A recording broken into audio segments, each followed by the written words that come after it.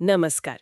आज हम James clear की किताब एटॉमिक हैबिट्स के चैप्टर 5 की थोड़ी गहराई में बात करेंगे। जी हाँ। और हमारे पास इस चैप्टर के कुछ खास हिस्से हैं जो बताते हैं कि नई आदतें असल में शुरू कैसे करें। सिर्फ सोचना नहीं, करना कैसे है। बिल्कुल।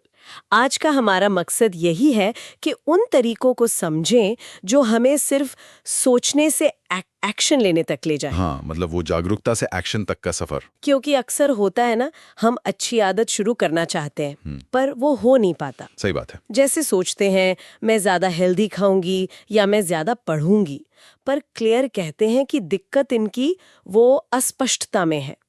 कोई क्लैरिटी नहीं होती कि कब करना है, कहाँ करना है। एग्जैक्टली और यहीं पर ये चैप्टर 2 बहुत ही पावरफुल टेक्निकें बताता है, इम्प्लीमेंटेशन इंटेंशंस और हैबिट स्टैकिंग। नाम शायद थोड़े भारी लगे पर हैं बहुत प्रैक्टिकल। हाँ बिल्कुल।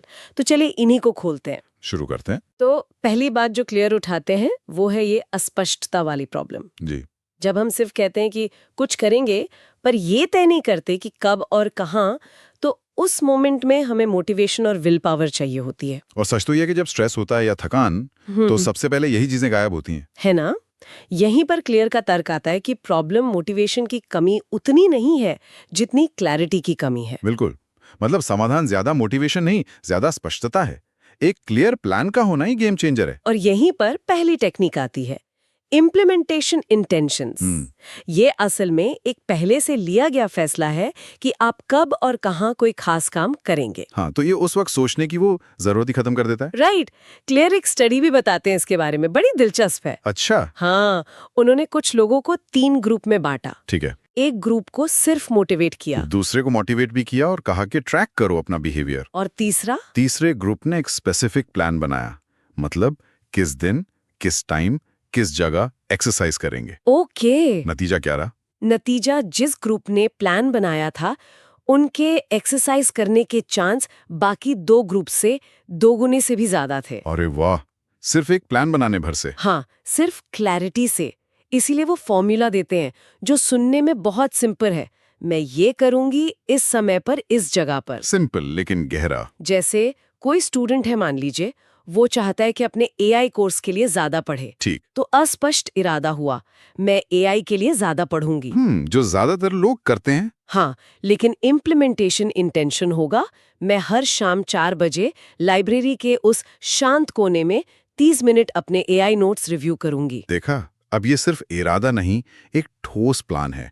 टाइम भी है, जगह भी है। बिल्कुल। टाइम और जगह। हाँ, कोई कंफ्यूजन नहीं। कोई बहस की गुंजाइश नहीं। हाँ। जब वो टाइम आता है और आप उस जगह पर होते हैं, तो फैसला तो पहले ही हो चुका है, आपको सोचना नहीं पड़ता। वो जो दिमागी लड़ाई होती है ना, करूं या ना करूं, वो खत्म हो जाती है। एग्जैक्टली, वो मेंटल लोड हट जाता है। लेकिन एक सवाल आता है यहाँ, क्या ये हमेशा इतना आसान होता है? मतलब हर आदत के लिए इतना फिक्स टाइम और जगह? अगर किसी का दिन बहुत अनप्रिडिक्टेबल हो तो? ये बहुत अच्छा सवाल है। और ये सच है कि जिंदगी हमेशा प्लान के हिसाब से नहीं चलती। हाँ। तो देखिए, इम्प्लीमेंटेशन इंटेंशन एक गाइडलाइन है, कोई पत्थर की लकीर नहीं। अच्छा। अगर शेड्यूल बदलता रहता है, हाँ। तो आप उसे थोड़ा फ्लेक्सिबल बना सकते हैं। जैसे टाइम की जगह किसी इवेंट को सिग्नल बना लें।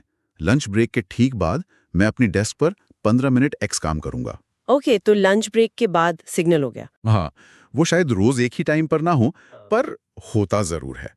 और अगर कभी प्लान बिगड़ भी जाए, तो गिल्ट में जाने की बजाय अगले मौके पर वापस ट्रैक पर आना जरूरी है। मतलब परफेक्शन नहीं, कंसिस्टेंसी पर फोकस। बिल्कुल। मकसद है शुरुआत की जो फ्रिक्शन होती है ना, उसे कम करना। समझ गई।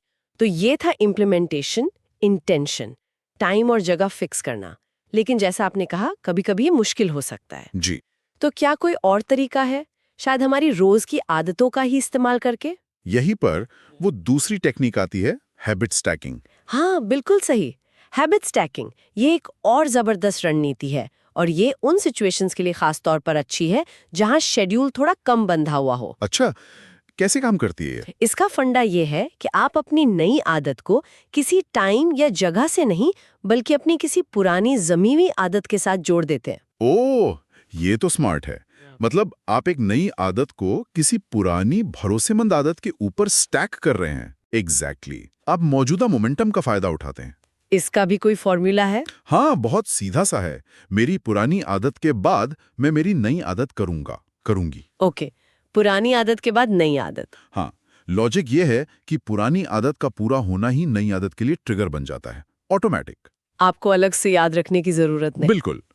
पुरानी आदत खत्म हुई, दिमाग को सिग्नल मिला अब ये करना है।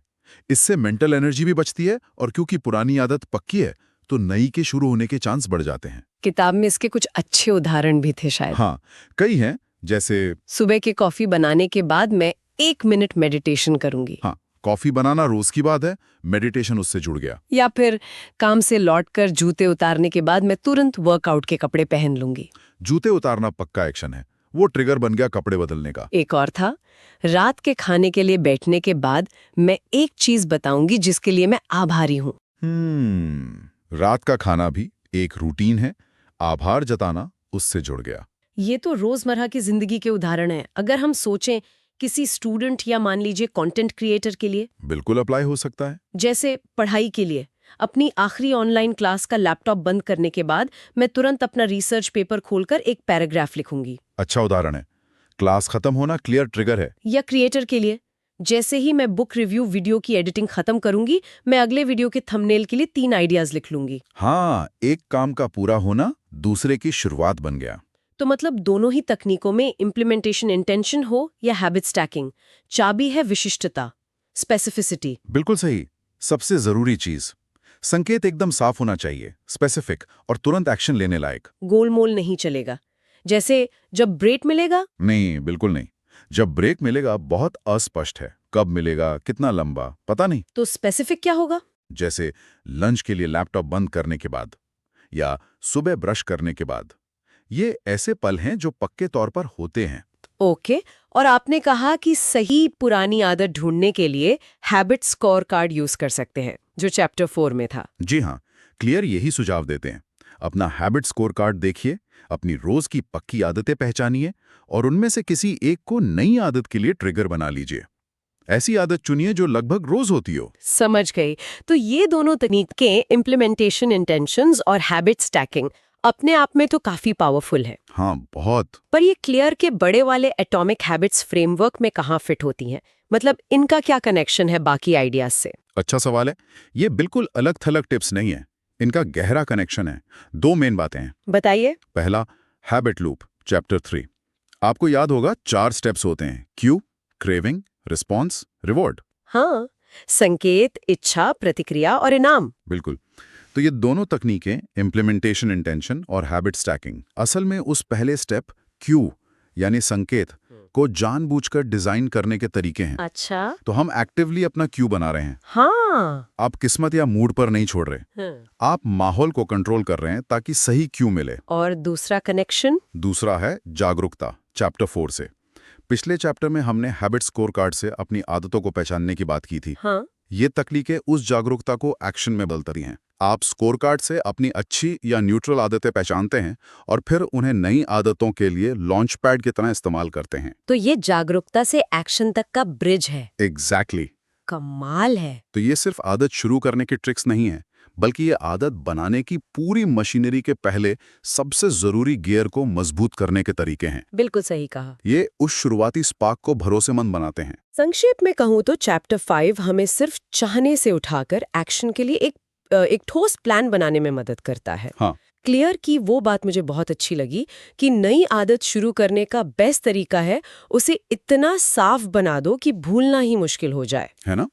लगता है कि ज्यादा विल पावर चाहिए, पर असल में बेहतर प्लानिंग चाहिए। हाँ, अपनी नई आदत को एक फिक्स टाइम और जगह देकर या किसी पुरानी आदत से जोड़कर हम वो कंफ्यूजन हटा देते हैं जो हमें रोकता है। वो जो शुरू करने की हिचक होती है, जो फ्रिक्शन होता है, वो कम हो जाता है। ये सिर्फ जस्ट डू इट बोलने से ज्यादा पावरफुल है, क्योंकि ये बताता है कि क्या करना है, कब करना है और कहाँ करना है। निश्चित रूप से। और यही इन 2 रणनीतियों की मतलब खूबसूरती है, इम्प्लीमेंटेशन इंटेंशंस और हैबिट स्टैकिंग। हाँ। ये पूरे एटॉमिक हैबिट सिस्टम में शायद सबसे ज्यादा एक्शन लेने लायक, तुरंत असर दिखाने वाले टूल्स हैं। क्योंकि ये सीधा उस पहली रुकावट पर काम करते हैं। बिल्कुल। वो जो शुरू करने का फ्रिक्शन है, ये उसे कम करते हैं। हम सब जानते हैं कि सबसे मुश्किल पहला कदम ही होता है। सही बात है। ये तकनीकें उस पहले कदम को ऑलमोस्ट ऑटोमेटिक बना देती हैं। तकनीकों पर इम्प्लीमेंटेशन इंटेंशंस और हैबिट स्टैकिंग। जी, वाकई बहुत कारगर औजार हैं ये। हाँ, कोई भी इन्हें इस्तेमाल करके अपनी लाइफ में छोटे बड़े बदलाव ला सकता है। बिल्कुल। और जाते जाते एक सवाल छोड़ जाते हैं सोचने के लिए। जरूर। ये दोनों तकनीकें फोकस करती हैं आदत को शुरू करने पर, हैबिट लूप के क्यू यानी संकेत वाले हिस्से पर। लेकिन आदत को सिर्फ शुरू करना काफी नहीं है, उसे लंबे समय तक बनाए रखना असली चैलेंज है। हाँ, ये तो है। तो सवाल ये है कि एक बार आदत शुरू हो गई तो फिर लूप के बाकी हिस्सों क्रेविंग, रिस्पॉन्स, रिवॉर्ड को कैसे मैनेज करें ताकि आदत टिके।